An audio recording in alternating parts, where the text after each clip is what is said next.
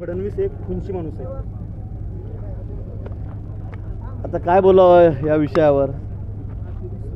आता मला वाटतं की मराठा समाजाला पहिल्यांदा न्याय देण्याचं काम माननीय देवेंद्रजींनी केलं. हे सर्व आपण इतक्या वर्षामध्ये बघितलेलं आहे. आणि असं असताना कोणी काही बोलावं, कुणाबद्दल आपण बोलतोय, तर थोडं बात सगळ्यांनी ठेवलं पाहिजे. त्यांनी भुजबळ इतक्या वर्षामध्ये आपली मागणी असताना इथे कुठे आपल्याला पदामध्ये कुठल्याही सरकारने, पूर्वीच्या काँग्रेस सरकारने आपल्या पदात काही टाकलेलं नाही, काही दिलेलं नाही. असं असताना आपण बघितलं असेल की देवेंद्रजीच होते की त्यांनी ह्या आरक्षणाला खरं वाचा दिली, वाचा फोडली. त्या ठिकाणी आमच्या समाजाच्या पदरामध्ये काहीतरी त्यांनी देऊ केलं, दिलं. दुर्दैवाने ते कोर्टामध्ये टिकलं नाही. हा भाग वेगळा आहे. विधानसभेमध्ये सुद्धा बिल पारित झालं, सगळं झालं, पण दुर्दैवाने आमचं सरकार बदललं आणि त्यामुळे ते कोर्टामध्ये टिकवू शकले नाही काँग्रेस सरकार त्यावेळेचं तत्कालीन सरकार. तर आमचा दोष नाही आहे. पण पहिल्यांदा हे कोणीतरी दिलं हे आपल्या सगळ्यांना मान्य आहे. आणि असं असताना हे खुंची आहेत आणि असे आहेत, मला वाटतं या म्हणण्याला काही अर्थ नाही आणि त्यांना कोणीही म्हणजे तशी साथ देणार नाही. ते म्हणतात फडणवीस सांगतात आणि भुजबळ भुंकतात, अशा शब्दात भुजबळावर टीका केली. मला वाटतं आपण अनेक दिवसापासून ऐकतायत जरांगे पाटील काय बोलतायत, कुठल्या थराला जाऊन बोलतायत, काय आपण बोलतोय. मला वाटतं की आपल्या मागण्या आहेत, ठीक आहे, असू द्या, त्याबद्दल आमचं काही म्हणणं नाही. तर रास्त मार्गाने, योग्य संरक्षण मार्गाने आपण मागितल्या पाहिजे. पण हे करत असताना कोणाविषयी काही बोलावं. मागच्या वेळेला तर म्हणजे इतका स्तर खाली गेला होता या सगळ्या गोष्टींचा, एकमेकांना आरोप प्रत्यारोपांचा, की लोकांनाही कंटाळा आलेला होता या गोष्टीचा. लोक तर ऐकायला तयार नव्हते. आणि म्हणून मला वाटतं संरक्षण मार्गाने आपण मागू शकतात, आपल्या मागण्या शासनाकडे ठेवू शकतात. पण हे करत असताना आपण थोडं जिभेवर जे आपले आहे त्याच्यावर संयम ठेवला पाहिजे, मला असं वाटतं. एकंदरीत राहुल गांधींनी जो आरोप केलेले होते मत चोरीच्या, त्या प्रकारात आता राज ठाकरेंनी उडी घेतलेली आहे.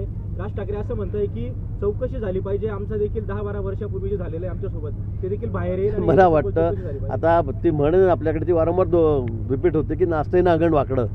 आता परवाच्या बेस्टच्या निवडणुकीमध्ये तर ठप्पे मारले गेले.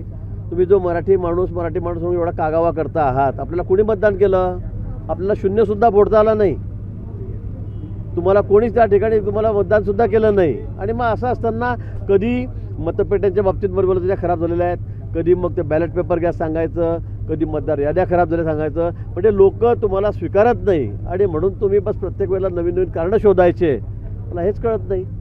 आता जर हेच बँकेच्या वेळेला जर बॅलेट पेपर निवडणूक झाली नसती तरी तेच पूर्ण म्हटलं असतं की याच्यामध्ये काहीतरी खराबी केली म्हणून. आणि म्हणून मला असं वाटतं की जनता जनार्दन सर्वात मोठा आहे. तुम्ही निवडणुकीला समोरं जा. आता महापालिकेच्या निवडणुका आहेत, कशाला रडत बसताय? तर राहुल गांधींचं काही काम दिसत नाही मला असं वाटतंय. म्हणजे लोकसभेमध्ये तुम्ही जिंकले तेव्हा तुम्हाला खूप गोड वाटलं. ठाकरेंनी उडी घेतली नाही, त्या उडी घेऊ का कुठली उडी मारो, मला त्याच्याबद्दल घेण्यात येणं नाही. पण मला असं वाटतं की लोकसभेच्या वेळेला तुम्हाला त्या ठिकाणी मताधिक्य मिळालं महाराष्ट्रामध्ये, तुमचे खासदार मोठ्या प्रमाणात निवडून आले. आम्ही रडत बसलो का?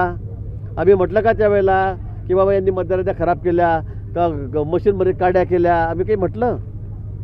तुमचं सरकार होतं त्यावेळेला. आम्ही रडत बसलो नाही. आम्ही पुन्हा तयारीला लागलो. आम्ही लोकांमध्ये गेलो, जागृती केली. म्हणून तुमच्या ह्या विधानसभेमध्ये ही परिस्थिती झाली. आता ती परिस्थिती झाल्यावर आता चाललं आहे तुमचं. आणि ते म्हणजे मशीनच खराब. प्रत्येक वेळेला त्यांचं काय झालं की ते मशीनच खराब आहे. आता म्हणतात की मतदार याद्या खराब आहेत. लोकसभेच्या याद्या विधानसभेमध्ये होत्या. कशासाठी रडताय तुम्ही? हे नाटकं बंद करा. लोक तुम्हाला आता स्वीकारायला तयार नाहीत.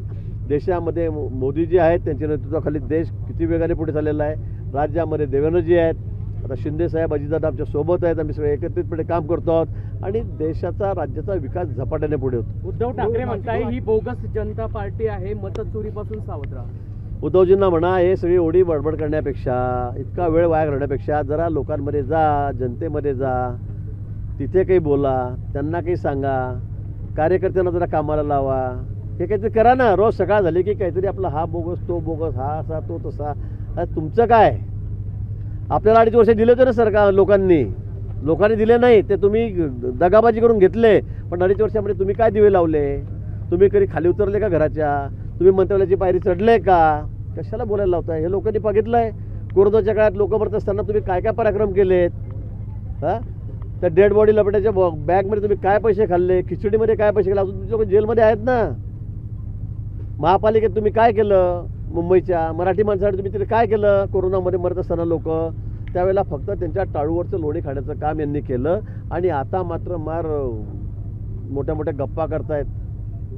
नाशिकच्या पालकमंत्रीपदावर भुजबळ साहेब असे म्हणाले की तरी मात्र अजित पवारांकडे आपले लोक जास्त असल्याचं आम्ही सांगणार असल्याचं छगन भुजबळ म्हणाले आहे. मला वाटतं मागणी करण्याचा अधिकार सगळ्यांचा आहे. मागणी करावी, त्यांनी करावी, अजून कोणी करावी, शिवसेनेने करावी. जो निर्णय होईल पक्षश्रेष्ठीकडून तो आम्हाला सगळ्यांना मान्य राहील. मी वारंवार तुम्हाला तेच सांगतोय. असू द्या ना, आता पवार तुम्ही म्हणे बैठक घेतली, म्हटलं घेऊ द्या ना. ते ज्येष्ठ नेते आहेत राज्यातले. कुंभमेळा खूप मोठा इव्हेंट आहे, सगळ्या देशाचं आणि जगाचं लक्ष तिकडे लागलेलं आहे. तो चांगला झाला पाहिजे. जर त्यांच्या 2 सूचना त्या ठिकाणी 4 सूचना आल्यात, अधिकाऱ्यांना मिळाल्या, त्यांचा अनुभव दांडगा आहे मागचा, चांगला आहे, त्यातून स्वागत आहे त्यांचं. त्यांनी काही बैठका घेऊ नये असं आम्ही कोणी म्हणतच नाहीये. घेतल्या पाहिजे. माझ्या दाव्याचा प्रश्न मी वारंवार तुम्हाला ते सांगतो. पक्ष जो निर्णय घेईल, विशेष करून मुख्यमंत्री जो निर्णय घेईल, तो आम्हाला सगळ्यांना मान्य असलाच पाहिजे. मागच्या काळामध्ये 2.5 वर्ष आपण बघितलं आहे, दादा भुसे होते त्या ठिकाणी. कुंभमंत्री म्हणून आपली जरांगेंसोबत पुन्हा सरकार वाटाघाटी करेल का किंवा आता रे माननीय मुख्यमंत्री महोदय आहेत, दोन्ही उपमुख्यमंत्री महोदय आहे, ते या संदर्भामध्ये काय निर्देश देतील किंवा काय ठरवतील त्या पद्धतीने होईल. आता परत समिती मंडळ उपसमितीची त्या ठिकाणी हे झालेली आहे आणि उपसमितीमध्ये आता विखे पाटील साहेब त्याचे अध्यक्ष आहेत. मला वाटतं मी पण त्याच्यामध्ये सदस्य म्हणून मलाही घेतलेलं आहे. त्यांची बैठक होईल आणि काय जे योग्य काय असेल त्यांच्या मागणीमध्ये काय आहेत काय नाही ते अजून बघावं लागेल आणि त्यानंतर मग तिन्ही नेते म्हणून आमचे निर्णय करतील. सरकारला गुडघ्यावर बसवेल यावेळेस असं म्हणताय जरांगे. आता काय बोलावं त्यांच्याबद्दल, मला काही फारसं बोलण्यामध्ये काही स्वारस्य नाही वाटत त्यांच्याबद्दल बोलण्यामध्ये.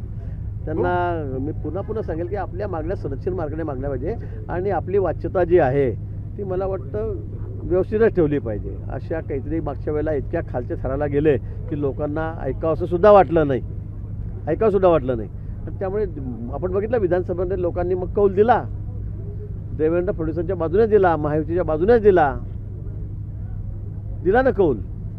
असं बोलून वगैरे हे करून काही त्याचा काही फरक पडत नाही. लोक जाणकार आहेत, जनता जाणकार आहे, त्यांना माहिती काय करायचं काय नाही म्हणून. मुख्यमंत्री म्हणून आपण एकाच व्यासपीठावर बसलेले होते. पालकमंत्र्याच्या संदर्भाची अनेक तर्क लावले जाते. काही चर्चा झाली आपली? काहीच चर्चा नाही. आम्ही अनेक वेळा म्हटलेलं आहे की जो पक्ष जो निर्णय घेईल तो घेईल. CM साहेब, मुख्यमंत्री महोदय जो निर्णय घेईल तिन्ही पक्ष मिळून तो निर्णय मान्य आहे मला. आमची कुठेही मागणी नाही, आमची आग्रह मागणी. तुम्ही बघितलं का मी कुठे पोस्टरमॅन लावले, मी कुठे टायर लावलेले, मी कुठे आंदोलन करायला सांगितलं का कार्यकर्त्यांना आजपर्यंत? एकही दिवस नाही. नाशिकमध्ये आमचे एवढे नगरसेवक आहेत, 70 नगरसेवक आहेत, 3 आमदार आहे, पण आम्ही कुठे आग्रही मागणी केलेली नाही. आम्ही सांगितलं निर्णय मुख्यमंत्री महोदयांनी घ्यावा. आता कुंभमेळा मंत्रिपदाची जबाबदारी माझ्याकडे आहे, आम्ही ती जबाबदारी चोखपणे पार पाडतोय. कुंभमेळा आमचं लक्ष्याचं टार्गेट फक्त कुंभमेळा आहे आणि ते अतिशय सुरक्षित कुंभमेळा, सुंदर कुंभमेळा, स्वच्छ कुंभमेळा हा आम्हाला करायचा आहे. कुंभमंत्री म्हणून गिरीश महाजन यांची जरी नियुक्ती झालेली असली तरी पालकमंत्री पदाचा जो निर्णय आहे तो मुख्यमंत्रीच घेतील आणि आम्ही त्यांच्याकडे परत किती सांगू त्या विषयावर राज्यभरामध्ये 26,64,000 बोगस लाडक्या बहिणींचा सर्वे झालेला आहे.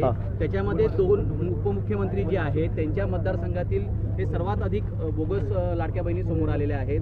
तर त्याच्या EKYC पुन्हा होणार आहे असं म्हटलं गेलं. नाही, मला वाटतं काही या आरोपामध्ये काही अशी तथ्य पण आहे. काही नोकरदार महिला पण आहेत, जिल्हा परिषदच्या काही काम करणाऱ्या महिला पण, त्या कर्मचारी पण त्याच्यामध्ये आहेत. मला वाटतं त्यावेळेला थोडं निवडणुका समोर होत्या आणि त्यावेळेला घाईगर्दीमध्ये काम झालं असंही एक आरोप आमच्यावर त्या ठिकाणी होत आहेत, पण तसं नाही आहे.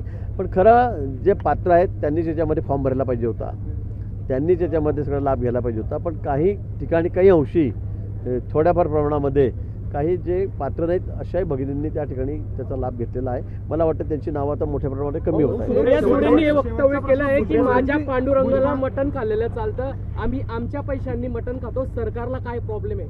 काहीच प्रॉब्लेम खा म्हणतो ताई, तुम्ही मटण खा. भुजबळांनी देखील समर्थन केलेलं आहे. भुजबळांनी देखील काय की सरकारने यामध्ये हस्तक्षेप करू नये, ज्याने काय खावं काय कोणी कसं राहावं काय खावं त्या सरकारने हस्तक्षेप करू ठीक आहे. आता आम्ही सांगितलं नव्हतं की तुम्ही काय आता ताईंना जे पटेल तरी ते खावं. आमचं कुठे काय म्हणणं आहे, जाऊ द्या. साहेबांनी एक प्रकारे पण सरकारला घरचा आहेर दिलाय. तर घरचा आहे असा नाही काय, तर काही एवढी सक्ती नाही. तर ताईंनी जर घरामध्ये काही खाल्लं तर आम्ही काही बघायला जाणार नाही, तर ती खावं, त्याच्यामध्ये खायचं.